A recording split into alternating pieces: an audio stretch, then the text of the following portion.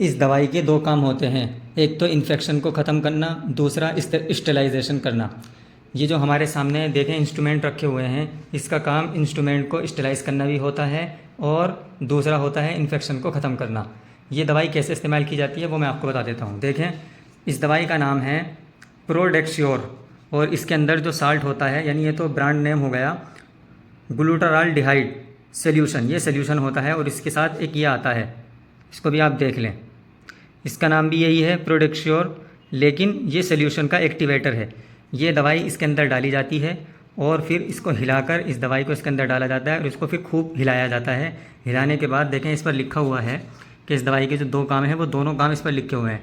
अगर आपको ये जो इंस्ट्रूमेंट हैं, ये जो औज़ार हैं जो हम मरीज़ों को इस्तेमाल में लाते हैं, इनको पकड़कर मरीज़ों का काम करते हैं, टाँके लगाते हैं या मरीज़ों के अंदर देते हैं, तो इनको स्टेलाइज़ करने के लिए और इन्फेक्शन यानी इन्फेक्शन को ख़त्म करने के लिए इनका देखें इस पर लिखा हुआ है कि अगर आपको इंस्ट्रूमेंट को डिसइंफेक्शन करना है यानी इन्फेक्शन होने से बचाना है तो 10 से 15 मिनट तक इसके अंदर आप अपने इंस्ट्रूमेंट डाल दें तो डिसइंफेक्शन हो जाएगा, यानी वो उसके अंदर का जो इन्फेक्शन है वो ख़त्म हो जाएगा और फिर पेशेंट के साथ इस्तेमाल करेंगे उनको इन्फेक्शन नहीं होगा।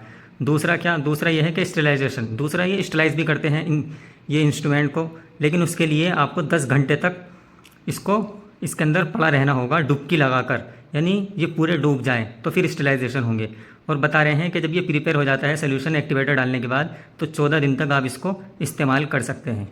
ठीक है, उम्मीद है कि ये आपको समझ में आ गया होगा।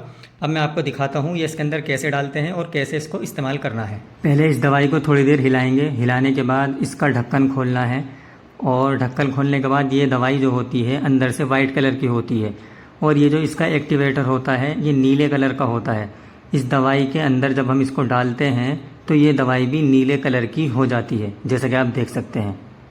ये देखें आप, नीले कलर की हो गई। उसके बाद में हम इसको थोड़ा सा हिलाएंगे और हिलाने के बाद देखो इसके अंदर झाग से बन गए, है ना।